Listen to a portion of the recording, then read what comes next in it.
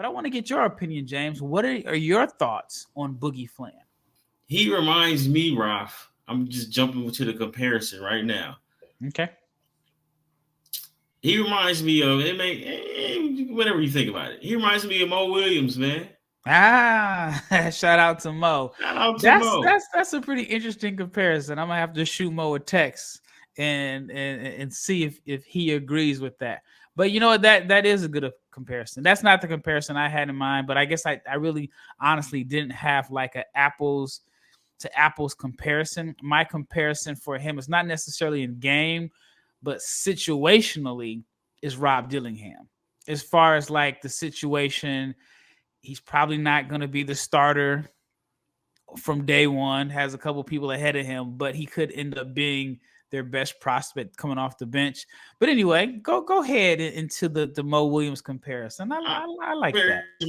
To Williams because he's such a really, really good shooter, and I think that they're very similar athletes. I think that Mo's best offense and Boogie Fland's best offense will be off the dribble jump shots and not necessarily getting to the basket.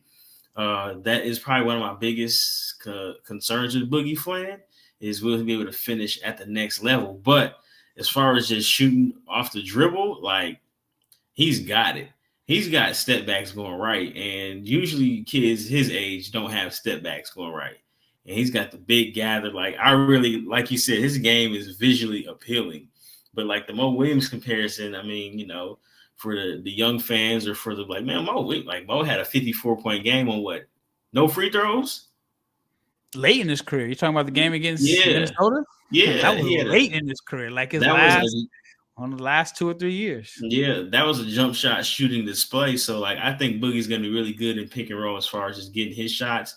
As far as like his playmaking goes, I think he'll have that opportunity in Arkansas. I think he's a ball mover kind of playmaker, not necessarily like a advanced read guy, but that's okay because with him being able to shoot the ball as well as he does, he'll have opportunities to make simple reads. I mean, I like the comparison, and I'm being honest, and I've said this to different people.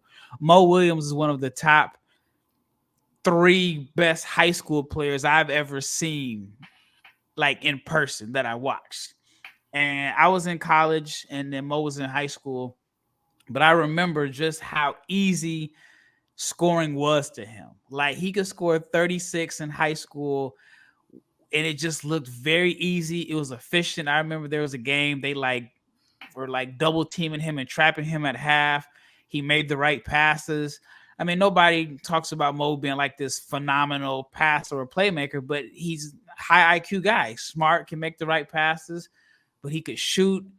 Shoots a very, very easy ball. I mean, that sounds like Boogie Fland. No, again, it's a very, very good comparison because I could see how somebody can look at Mo back in the day and say, well, he's not a great NBA level athlete. He's not finishing at the rim. Is he a point? Is he undersized too?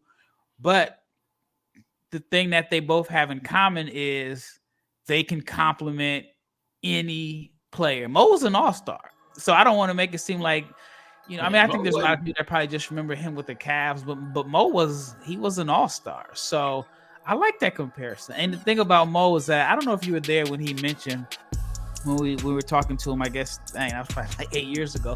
I think he had like 1 or 2 dunks in his NBA career.